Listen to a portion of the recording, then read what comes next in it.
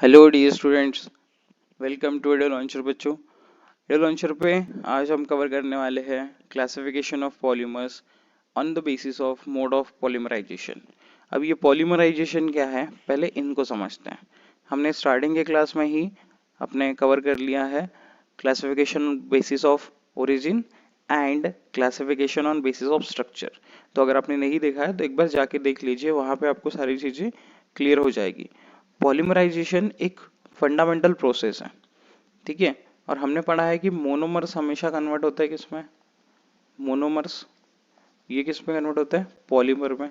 तो ऐसी प्रोसेस जो मोनोमर को कन्वर्ट करती है पॉलीमर में, उसी प्रोसेस को हम बोलते हैं पॉलीमराइजेशन। इसमें टेम्परेचर हो सकता है, प्रेशर अलग हो सकता है, कैटालिस्ट की जरूरत पड़ सकती है और एटमॉस्फेरिक कंडीशंस अलग हो सकती है। उसी चीज को हम यहाँ पे लिखेंगे। और साथ ही साथ लो मॉलिक्यूलर मास मतलब कि मोनोमर्स, ये कन्वर्ट होंगे high molecular mass means polymer में, और उस प्रोसेस को हम कहेंगे पॉलीमराइजेशन। देखिए, the process by which low molecular mass compounds are converted into high molecular weight compounds by linking together repeating structural units with covalent bonds। इसी process को हम क्या कहते हैं, पॉलीमराइजेशन। तो तीन तरीके की हम पॉलीमराइजेशन प्रोसेस को पढ़ने वाले हैं जो कि मोनोमर्स को पॉलीमर में कन्वर्ट करती है, जिनमें से पहली मेथड है एडिशन, जो सबसे इंपॉर्टेंट आ जाती है, फिर कंडेंसेशन एंड लास्ट है रिंग ओपन। एडिशन पॉलीमराइजेशन, इसको हम विनाइल पॉलीमराइजेशन भी बोलेंगे, क्योंकि जितने भी डबल बॉन्ड्स वाले रहेंगे वो यही वाली रिएक्शन करेंगे, मोस्टली डबल बॉन्ड्स। जितने भी एग्जांपल्स डबल बॉन्ड में आएंगे और लीनियर रिएक्शंस में, वो ज़्यादातर करने वाले हैं एडिशन पॉलीमराइजेशन। ध्यान रखिए, पॉलीथीन, पॉलीप्रोपिलीन, जहाँ जहाँ पॉली वर्ड है, जहाँ जहाँ पॉली वर्ड है, वो सभी करते हैं क्या, एडिशन पॉलीमराइजेशन मोस्टली, ठीक है। जैसे polythene, polypropylene, polyacrylonitrile, polyvinyl chloride, PMV, PMMA, ये सभी एडिशन पॉलीमराइजेशन करते हैं। फिर कंडेंसेशन, कंडेंसेशन कौन करेंगे, जितने भी अमाइड्स है, पॉली अमाइड्स है, अमाइड्स। अब दो अलग अलग फंक्शनल ग्रुप्स, अमाइड्स दो अलग अलग फंक्शनल ग्रुप्स का हो जाता है, कार्बोक्सिलिक एसिड और अमाइन का। पॉली ईस्टर, ईस्टर भी देखिए अब दो अलग अलग फंक्शनल ग्रुप्स का होता है, कार्बोक्सिलिक एसिड और अल्कोहल। क्लियर, इन सब का होने वाला है कंडेंसेशन पॉलीमराइजेशन, जिसको हम स्टेप ग्रोथ पॉलीमराइजेशन भी कहते हैं, और एडिशन पॉलीमराइजेशन को चेन ग्रोथ पॉलीमराइजेशन कहते हैं। और लास्ट रहेगा रिंग ओपन पॉलीमराइजेशन, जिसमें हमें एक एग्जांपल ध्यान में रखना है, नाइलॉन 6। नाइलॉन 6 जो कि बनता है इटा कैप्रोइक एसिड से, इटा कैप्रोइक एसिड, या फिर हम बोल सकते हैं इटा कैप्रोलैक्टम, कैप्रोलैक्टम। बच्चों, लैक्टम जो है वो ध्यान रखिएगा दो फंक्शनल ग्रुप्स से बनता है, और दो फंक्शनल ग्रुप्स साइक्लिक रहेंगे, टू फंक्शनल ग्रुप्स। और कैसे रहेंगे, साइक्लिक। दो कौन से फंक्शनल ग्रुप, कार्बोनिल ग्रुप, मतलब जिसमें कार्बन ऑक्सीजन डबल बॉन्ड है, carbonyl plus amine, carbonyl plus amine, इसको हम बोलते हैं लैक्टम, और ये साइक्लिक रहना चाहिए। एंड साथ ही साथ कार्बोनिल प्लस अल्कोहल, और ये साइक्लिक अगर रहता है तो इनको हम बोलेंगे लैक्टोन्स। ये आप अपने नोट्स में अच्छे से डाल लीजिए, ताकि आपको एंट्रेंस लेवल के भी क्वेश्चंस अगर आते हैं तो वो भी इजीली हो जाए। ओके, आई होप इतना समझ गया होगा। हम बढ़ते हैं आगे फटाक से और एडिशन पॉलीमराइजेशन, जो कि बहुत ज़्यादा इंपॉर्टेंट बन जाती है, उसको कवर करते हैं। देखिए, एडिशन पॉलीमराइजेशन में एक प्रोसेस है फॉर्मेशन ऑफ पॉलीमर्स, और कौन सी प्रोसेस है, एडिशन करके मोनोमर्स का एक दूसरे से जोड़ के without loss of any small molecule. ये सबसे इंपॉर्टेंट लाइन है कि एडिशन पॉलीमराइजेशन में छोटका छोटका मॉलिक्यूल कभी लॉस नहीं होते हैं। अब ये छोटे छोटे मॉलिक्यूल कौन से होते हैं, जैसे कि वाटर का लॉस नहीं होता है यहाँ पे, उसके बाद CH3OH का लॉस नहीं होता है, HCl का लॉस नहीं होता है, NH3 का लॉस नहीं होता है। ऐसे चार आप मेनली ध्यान रख सकते हो कि एडिशन पॉलीमराइजेशन में इनका लॉस देखने को नहीं मिलता है, जो कि हमें कंडेंसेशन में देखने को मिलता है। कंडेंसेशन इसका जस्ट अपोजिट रहेगा। तो आप कंडेंसेशन में क्या लिखोगे कि वहां पे स्मॉल मॉलिक्यूल्स का लॉस होता है, लेकिन एडिशन में स्मॉल मॉलिक्यूल्स का लॉस बिल्कुल नहीं होता है बेटा, बिल्कुल नहीं होता है। Repeating unit of an addition polymer has same elemental composition. Same elemental composition मतलब रिपीटिंग यूनिट जो रहेंगे उनका सेम एलिमेंटल कंपोजिशन होगा, उनके नेचर में कोई फर्क नहीं पड़ जाएगा जब वो रिपीट होते रहेंगे, पीछे से लगते रहेंगे। ओके, लेकिन वहां पे चेंज हो जाता है। रिपीटिंग यूनिट जो रहेंगे कंडेंसेशन पॉलीमर में, इनका एलिमेंटल कंपोजिशन चेंज हो जाता है, इंटरमीडिएट जो है वो चेंज हो जाता है। कंपाउंड्स कंटेनिंग डबल बॉन्ड्स, देखिए ये सबसे इंपॉर्टेंट बात, कंपाउंड्स कंटेनिंग डबल बॉन्ड, जिनके पास डबल बॉन्ड है वो हमेशा हमेशा एडिशन पॉलीमराइजेशन करने वाले। डबल बॉन्ड किसका? कार्बन कार्बन का, कार्बन ऑक्सीजन का नहीं, कार्बन कार्बन का, वो हमेशा करने वाले एडिशन पॉलीमराइजेशन। इसलिए इसको बोलते हैं vinyl polymerisation. Vinyl polymerisation, since majority of polymers are from vinyl category, ज़्यादातर हम देखने को मिलता है जो पॉलीमर्स है हमारे आजू बाजू विनाइल कैटेगरी के है, जैसे विनाइल क्लोराइड, फिर एक्राइलोनाइट्राइल जिसको हम ऑरलैन कहते हैं, एक्राइलोनाइट्राइल जो कि वुल का सब्स्टिट्यूएंट है, वुल की जगह पे हम यूज करते हैं इसको, ये ध्यान रखिए। Formation of polythene from ethene is a well known example of addition polymerisation. तो जितने भी आप डबल बॉन्ड्स वाले एग्जांपल लोगे, हम अलग से वीडियोस में इन सब का, एडिशन का, कंडेंसेशन का बहुत सारे एग्जांपल्स लेने वाले हैं। तो उन वो वीडियोस जाके देखिए, वहां पे आपको सारी चीजें समझ जाएगी कि कितने एग्जांपल्स है एडिशन के, कंडेंसेशन के। एडिशन पॉलीमराइजेशन प्रोड्यूस करता है high molecular mass polymer without formation of any intermediate low molecular mass polymers material. तो इसमें इंटरमीडिएट का फॉर्मेशन नहीं होता है, ये आप बोल सकते हो, इसमें इंटरमीडिएट का फॉर्मेशन नहीं होने वाला है। Okay, clear? कोई परेशानी? विदाउट इंटरमीडिएट यहाँ पे फॉर्मेशन होगा पॉलीमर का। देखिए नेक्स्ट, यहाँ फ्री रेडिकल मैकेनिज्म होती है। फ्री रेडिकल मैकेनिज्म किसके प्रेजेंस में होगी? ये होती है पर ऑक्साइड के प्रेजेंस में। फ्री रेडिकल मैकेनिज्म होती है पर ऑक्साइड के प्रेजेंस में। ये मोस्ट कॉमन है ये मैकेनिज्म एडिशन पॉलीमराइजेशन की। इसको हम चेन रिएक्शन भी बोलते हैं, chain reaction which involves 3 distinct steps.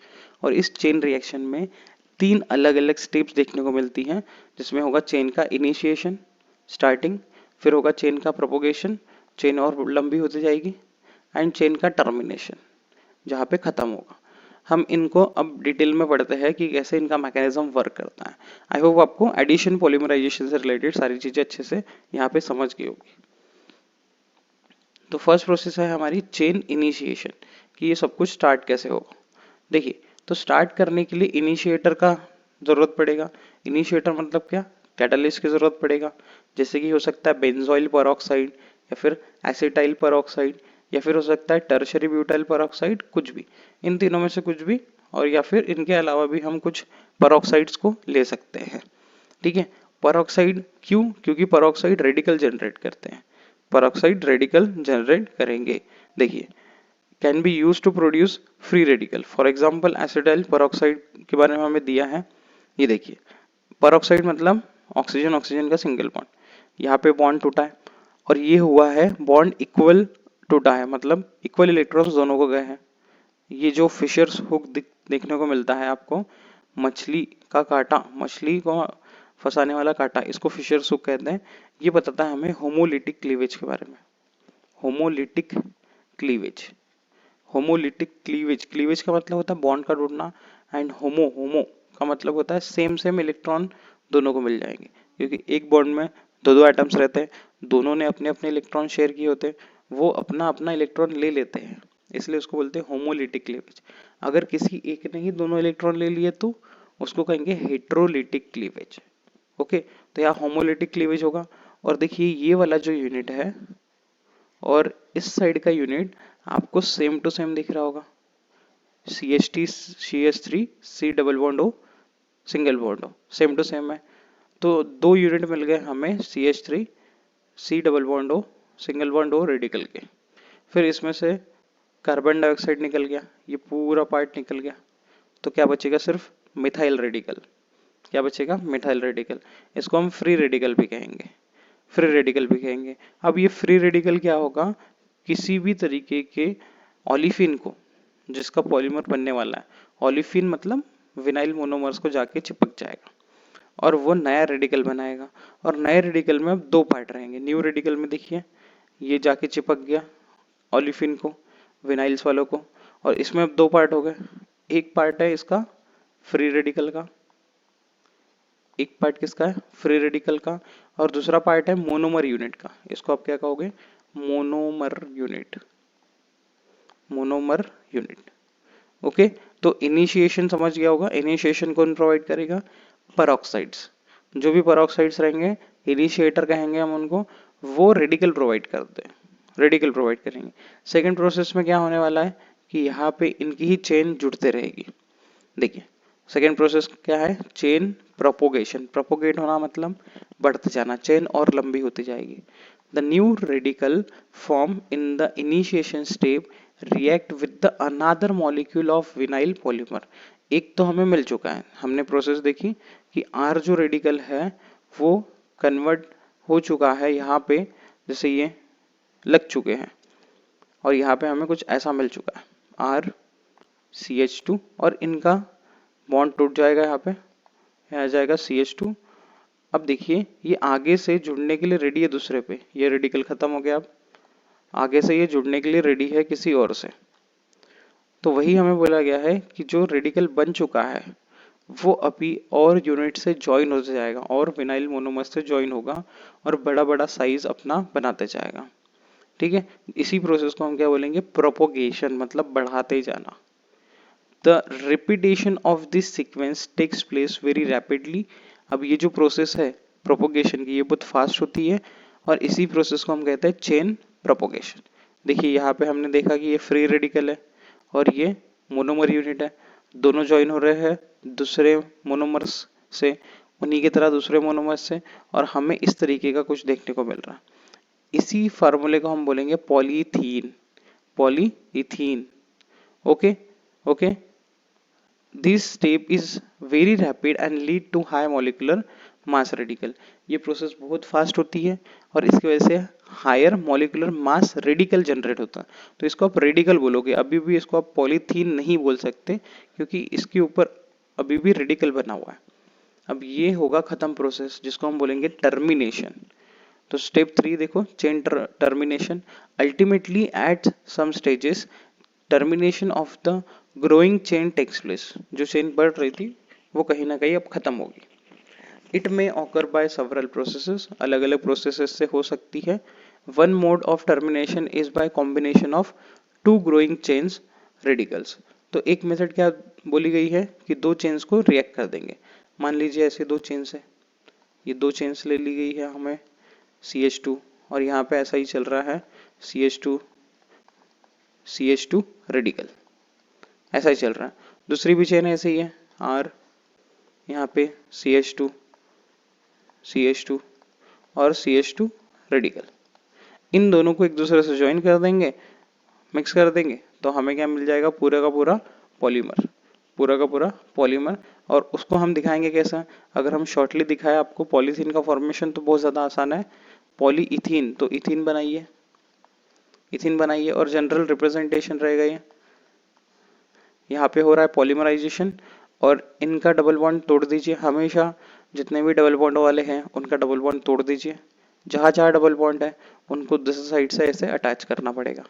CH2 single bond CH2 और ब्रैकेट के नीचे N, ये बन जाएगा पॉलीइथीन, और ये क्या हो जाएगा? इथीन।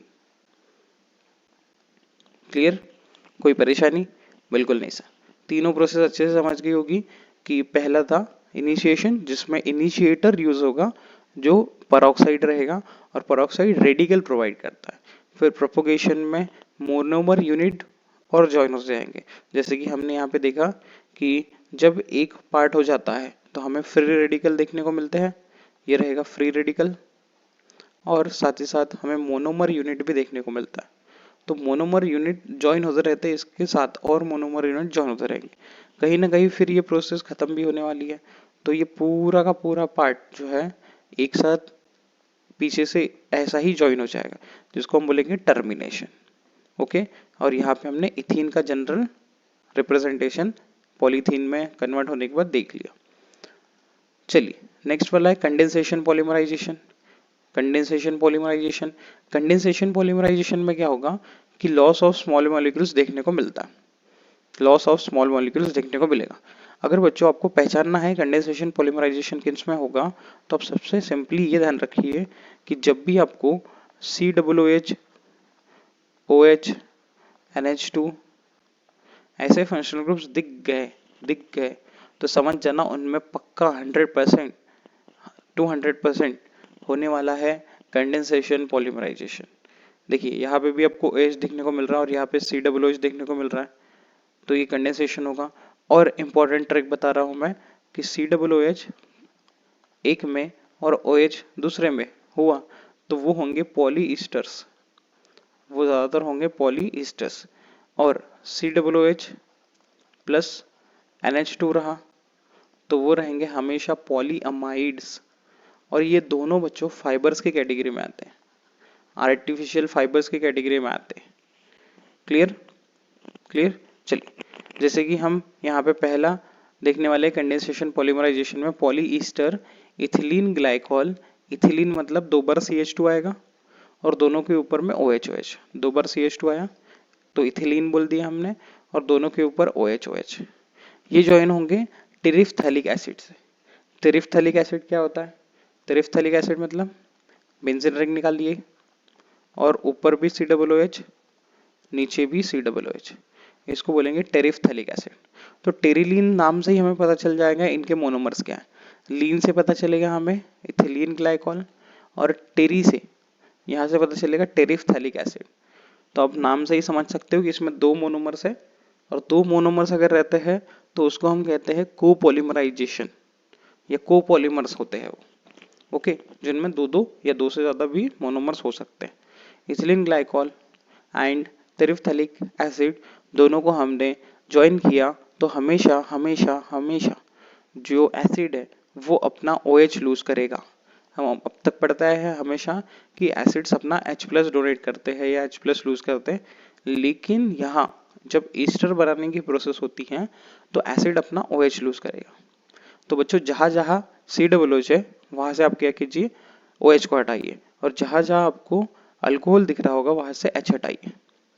तो देखिए इस प्रोसेस के बाद में जहां जहां आपको देखने को मिलेगा क्या, COOH वहां से क्या हट गया, OH, और जहां जहां से OH है वहां से हमेशा रिमूव होगा H।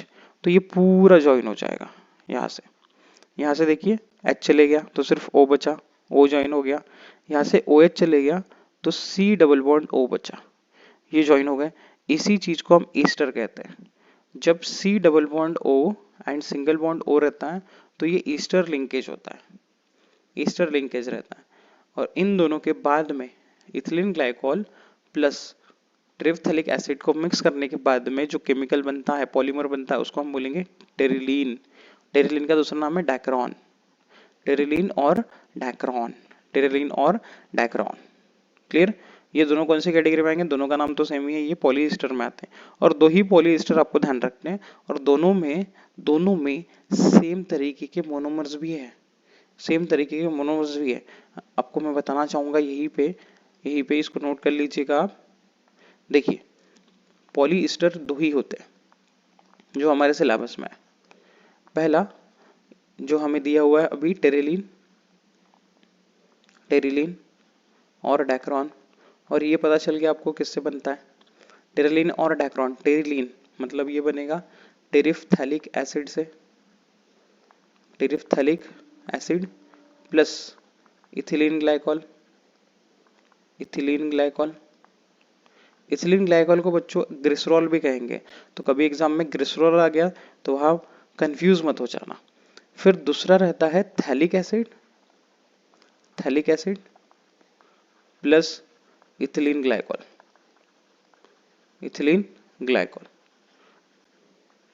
और यहाँ पे देखो ग्लाय आ रहा, मतलब ग्लाय से ही दूसरा बनेगा जिसको हम बोलेंगे ग्लिप टॉल, ग्लिप्टॉल। ग्लिप यहाँ से ग्लिप और यहाँ से टॉल, एंड के यहाँ तक आप ध्यान रख सकते हो ट्रिक वाइज। ये दो ही पॉलीएस्टर्स है जो हमें हमेशा ध्यान रखते हैं। और देखिए दोनों में कहीं ना कहीं सेम टू सेम है। टेरेफ्थैलिक एसिड में आपको अल्टरनेट आगे एक के आगे एक COOH लगते हुए दिखेंगे। थैलिक एसिड में ऐसा कुछ नहीं होगा। थैलिक एसिड में क्या होता है, एक दूसरे के साइड टू साइड COOH लगे हुए रहेंगे। Okay okay. इस रिएक्शन में अल्कोहलिक जो OH ग्रुप है वो इथिलीन ग्लाइकोल का वो कंडेंसेशन करता है किसके साथ, कार्बोक्सिल ग्रुप के साथ। कहाँ पे, टेरेफ्थैलिक एसिड के अंदर। और दोनों मिलके H2O को रिमूव करते हैं। H2O को H किसने लूज किया, अल्कोहल ने। OH किसने लूज किया, कार्बोक्सिलिक एसिड ने। और HOH मिलके क्या बना गए, वाटर। और वाटर यहाँ से लूज हो गया। तो फॉर्मेशन ऑफ पॉलीमर, और कहाँ से, पॉलीफंक्शनल मोनोमर से, जिसमें से छुटके छुटके मॉलिक्यूल्स जो है वो खो जाते हैं, लॉस हो जाते हैं, जैसे कि वाटर, HCl, मिथेनॉल, अमोनिया। इनको कहेंगे हम कंडेंसेशन पॉलीमराइजेशन। एडिशन में क्या होता है कि छोटे छोटे मॉलिक्यूल्स कभी भी लॉस नहीं होते, लेकिन कंडेंसेशन में हो जाते हैं। इस तरीके के पॉलीमराइजेशन को हम चेन ग्रोथ मैकेनिज्म से भी, चेन ग्रोथ पॉलीमराइजेशन भी कहते हैं। क्लियर, जिसमें सीरीज ऑफ कंडेंसेशन स्टेप्स होती है, अलग अलग स्टेप्स होती है, तो इसको स्टेप ग्रोथ पॉलीमराइजेशन भी कहते हैं। Okay okay. Next, the process etch continue until high molecular mass of polymer is obtain. ये जो प्रोसेस है कंडेंसेशन होने की, ये तब तक चलती रहेगी जब तक हाई मॉलिक्यूलर मास वाला कंपाउंड हमें मिल नहीं जाता। रिमेंबर, ध्यान रखिए, अपनी बुद्धि में डाल लीजिए कि repeating unit of condensation polymer do not have same elemental composition of that monomer. इसमें सेम एलिमेंटल कंपोजिशन नहीं होगा। जैसे कि हम एडिशन पॉलीमराइजेशन में देखते हैं सेम एलिमेंटल कंपोजिशन होगा, लेकिन यहाँ नहीं, बिल्कुल नहीं होने वाला है, बिल्कुल नहीं। एलिमेंटल कंपोजिशन चेंज हो जाएगा बीच में, क्योंकि लिंकिंग चेंज हो रही है, वहां से कुछ ना कुछ लॉस हो रहा है। नेक्स्ट, लास्ट वाला, रिंग ओपन पॉलीमराइजेशन। रिंग रहेगी जो कि ओपन हो जाएगी, उस पॉलीमराइजेशन प्रोसेस को बोलेंगे ring open polymerisation. Cyclic compound जैसे कि लैक्टम्स, साइक्लिक ईथर्स जिसको हम इपॉक्सी कहते हैं, लैक्टोन्स, और लैक्टम और लैक्टोन्स के बारे में बताया मैंने। लैक्टम किसका होगा, कार्बोनिल प्लस अमाइन, और ये होगा कार्बोनिल प्लस अल्कोहल, दोनों साइक्लिक इसमें रहेंगे। ये हमेशा पॉलीमराइजेशन प्रोसेस फॉलो करते हैं, कौन सी, रिंग ओपन पॉलीमराइजेशन की। तो इन तीनों को ध्यान रखिएगा। अगर आपको ऐसा कुछ दिखता है तो आप उनमें झपट के पड़ जाइएगा और बोलिएगा कि हाँ ये हो रहा है ring open polymerisation. Strong acid या फिर बेस जो है कैटलिस्ट की तरह काम करेंगे इस रिएक्शन में। और इस रिएक्शन का एक एग्जांपल है इटा कैप्रोलैक्टम या फिर इटा कैप्रोइक एसिड। इटा कैप्रोइक एसिड, तो देखिए इटा कैप्रोइक एसिड में होता क्या है कि हमें देखने को मिलते हैं 7 कार्बन्स। कुछ इस तरीके से हम देखेंगे कि 7 कार्बन्स रहते हैं, और ये 7 कार्बन्स में 7 मेंबर रिंग रहती है। 7 मेंबर रिंग रहती है जिसमें से 6 कार्बन रहेंगे और 7th जो है वो नाइट्रोजन रहेगा। तो आपको सवाल आते हैं ये एंट्रेंस में भी कि इटा कैप्रोलैक्टम में या फिर कैप्रोइक एसिड में, या फिर ये बोल सकते हैं नाइलॉन 6 के मोनोमर में, क्योंकि इसके बाद बनता है नाइलॉन 6। नाइलॉन 6 के मोनोमर में, इसको हम कहेंगे नाइलॉन 6। नाइलॉन 6 के मोनोमर में कितने कार्बन प्रेजेंट है रिंग के अंदर, तो आप बोलोगे 6 कार्बन। ओके, जैसे ये नाइट्रोजन है, नाइट्रोजन कितने मेंबर्ड रिंग रहती है ये, 1 2 3 4 5 6 7 मेंबर्ड रिंग रहेगी, जिसमें से 6 कार्बन रहेंगे, 6 कार्बन एंड 1 नाइट्रोजन रिंग के अंदर। हमें यहाँ पे लोन पेयर भी पूछ लेते कभी कभी, तो एक लोन पेयर रहेगा किसका, नाइट्रोजन का। ओके, यहाँ से स्टार्टिंग की जाएगी मेन पोजीशन के बाद से अल्फा बीटा गामा डेल्टा, ऐसे स्टार्टिंग की जाएगी। तो ये हमें मिलता है ई पोजीशन पे, ईटा पोजीशन पे, इसलिए इसको बोलते हैं ईटा कैप्रोलैक्टम। ईटा कैप्रोलैक्टम जो NH ग्रुप रहता है इससे दूर रहता है कितने पोजीशन के बाद, ईटा पोजीशन के बाद। तो alpha, beta, gamma, delta, eta, A B C D E, Greek alphabet से ये A B C D, alpha beta gamma, यहाँ पे आ जाएगा डेल्टा और ये ईटा। तो जो NH ग्रुप है वो कहाँ लगा रहेगा, नाइट्रोजन कहाँ लगा रहेगा, बताइए कहाँ लगा रहेगा, ईटा पोजीशन पे, इसलिए इसका नाम पड़ता है ईटा कैप्रोलैक्टम, ईटा कैप्रोलैक्टम। तो नाइलॉन 6 ये एग्जांपल यहाँ पे आप ध्यान रखिए सिर्फ यहाँ इसके केस में। Elemental composition of repeating unit of the polymer resulting from ring open polymerisation is same. Elemental composition same रहेगा, जो कि कंडेंसेशन में सेम नहीं था, एडिशन में सेम था, ठीक है, जैसे कि एडिशन पॉलीमराइजेशन में होता है। एडिशन पॉलीमराइजेशन ये बहुत फास्ट होती है, but ring open polymerisation proceed by addition of single monomer unit but never of larger units. देखिए सिमिलरिटी इनकी दोनों के साथ है, रिंग ओपन पॉलीमराइजेशन दोनों से सिमिलरिटी शो करता है। अगर हम रिंग ओपन पॉलीमराइजेशन की देखें तो एलिमेंटल कंपोजिशन एडिशन की तरह रहेगा, लेकिन रिंग ओपन में फास्ट प्रोसेस नहीं होती है पॉलीमराइजेशन की, एडिशन में बहुत फास्ट होती थी लिंकिंग करने की, रिंग ओपन में ऐसा नहीं होगा। In this sense ring opening polymerisation is step growth polymerisation. तो रिंग ओपन पॉलीमराइजेशन सिमिलर है स्टेप ग्रोथ पॉलीमराइजेशन जो कि थी कंडेंसेशन की।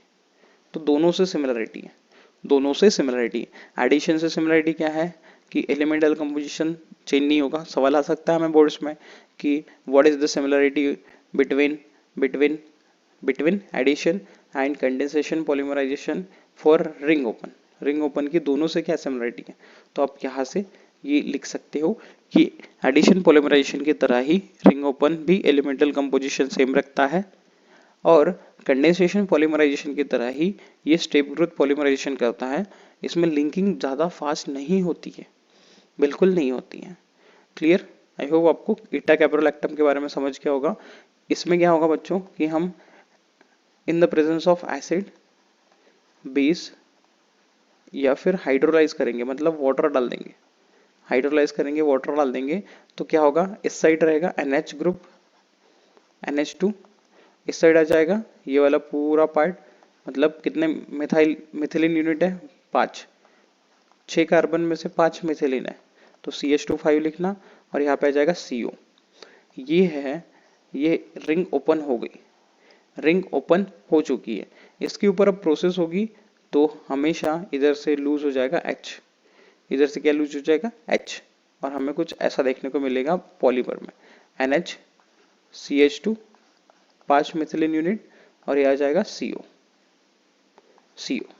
और ये हो गया नाइलॉन 6।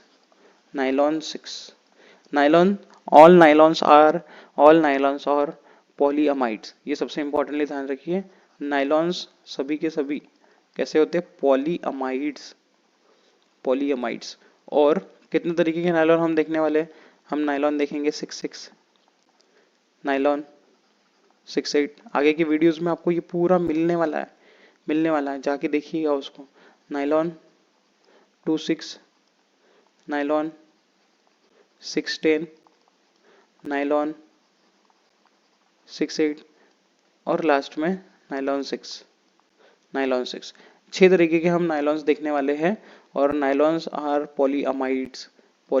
नाइलॉन्स में 2 अलग अलग फंक्शनल ग्रुप्स ज्वाइन होते हैं, कौन से बताइए, कौन से, कार्बोक्सिलिक एसिड एंड अमाइन, और ये सभी कंडेंसेशन पॉलीमराइजेशन शो करेंगे। ये पहले रिंग ओपन करेगा और फिर कंडेंसेशन करेगा,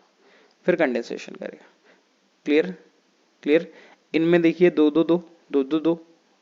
मोनोमर की जरूरत पड़ी, इसलिए कोपॉलीमर्स है, जहां 2 मोनोमर्स ऐड होते हैं उनको बोलते हैं कोपॉलीमर्स, और ये है होमोपॉलीमर क्योंकि एक ही मोनोमर से बन जाता है। ऐसे कुछ सिमिलरिटी डिफरेंसेस हैं इन पॉलीअमाइड्स नाइलॉन्स में भी। ओके, ये भी एक फाइबर की तरह यूज करते हैं, पॉलीअमाइड एंड पॉलिएस्टर ये सभी फाइबर्स ही है। अब यहाँ पे यूज योर ब्रेन पावर, अगर आपके पास ब्रेन है तो उसका पावर यूज करके बताइए कि कौन से तरीके की पॉलीमराइजेशन प्रोसेस यहाँ देखने को मिल रही है। तो बच्चों पॉज करके जल्दी से बताइए, आंसर कमेंट कीजिए। चलिए जैसे ही बच्चों यहाँ पे रेडिकल दिख गया मतलब समझ जाना कि ये एडिशन है, बस कुछ नहीं। रेडिकल कहाँ फॉर्म होता है? एडिशन में। तो ये कौन सी पॉलीमराइजेशन प्रोसेस है? एडिशन। यहाँ देखिए दो अलग अलग फंक्शनल ग्रुप, जिसमें से एक OH दिखा और एक COOH दिखा, तो हमेशा हमेशा ये कंडेंसेशन ही होगा। ये कौन सा होगा? कंडेंसेशन। और OH और COOH का कौन सा ग्रुप बनता है? Poly Easter. क्या बनेगा? Poly Easter. हमेशा पॉली ईस्टर्स के लिए दो अलग अलग फंक्शनल ग्रुप चाहिए। कौन से? OH और COOH। और पॉली अमाइड्स के लिए, इनके लिए भी दो अलग अलग चाहिए। कौन सा? COOH plus NH2 amines. इनको हम कहेंगे पॉली अमाइड्स, जो कि है नाइलॉन्स। Okay okay. तो चलिए, आपको सारी चीजें अच्छे से समझ गई होगी। Thank you so much for watching. मजे करते रहिए, पढ़ते रहिए। अगर कोई डाउट आता है तो